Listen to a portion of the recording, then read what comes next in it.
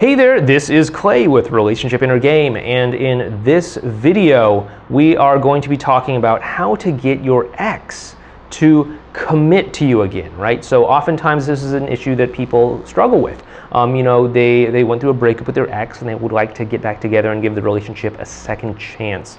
And they've overcome some of the initial obstacles. They're back in touch with their ex. They're interacting and stuff like that. But their ex just isn't committing to them for some reason, and they want to know what they can do to get their ex to commit to them. Okay, and so that's what I want to talk to you about today.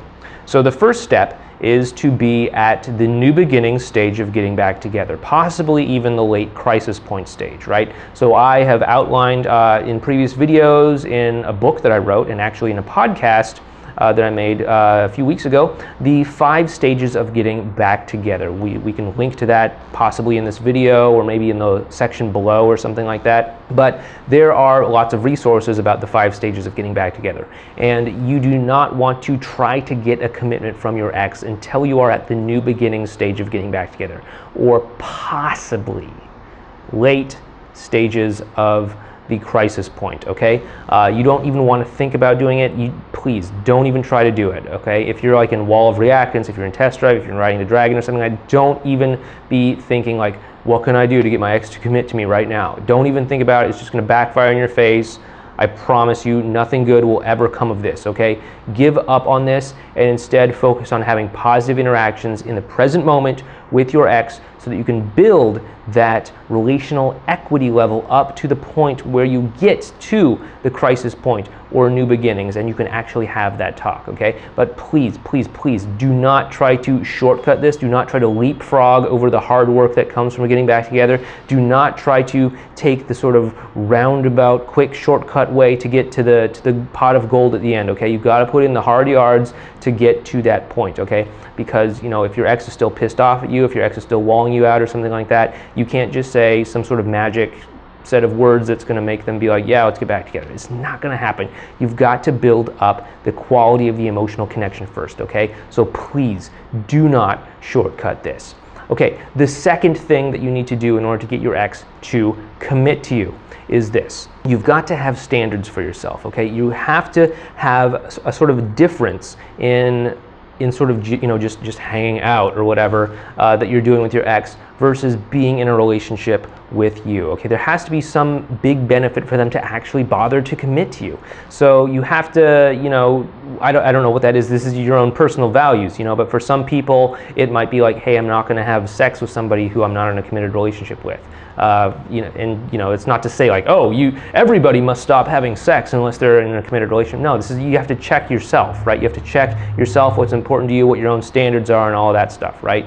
But it could be something like that. But your ex always needs to know that there's going to be something better that's going to come with deeper levels of commitment towards you, deeper levels of getting closer to you, deeper levels of coming back together again, okay? They want to associate spending more time, spending higher quality amounts of time, higher frequency amounts of time, higher levels of commitment and all that stuff with positive things in their life. That's going to make them want to commit to you, right? So you have to have some sort of standards. You have to not give them all the benefits of being in a relationship with you without the commitment, okay? So develop some sort of standards and be willing to draw that boundary when and if it comes to it, okay? That is the second thing. And the third thing is that you want to have the collaboration talk together with your ex, okay? You can't just, okay, so up until now, you have your standards. And I'm just going to go ahead and say you're at new beginnings, okay? So if you've come this far, the chances are that your ex is probably going to know something's up, and they're probably even going to bring up the idea of getting back together themselves. But, if they're just like a passive person, if they don't take the lead with things or whatever, then you may just have to kind of get it going your own, okay? So this is what you do. You use the collaboration technique with your ex. You basically just tell them, hey, we've had a good time hanging out lately. I've had a great time. It seems like you've had a good time. Have you ever thought about getting back together?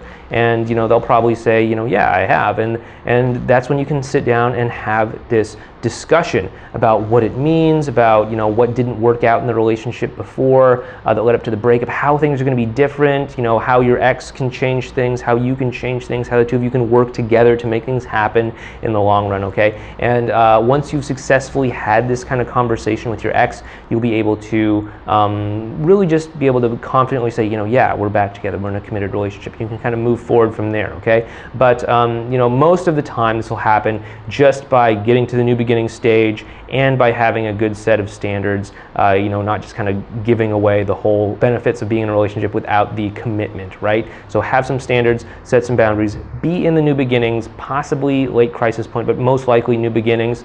And if it really comes down to it, just have the conversation with your ex, right?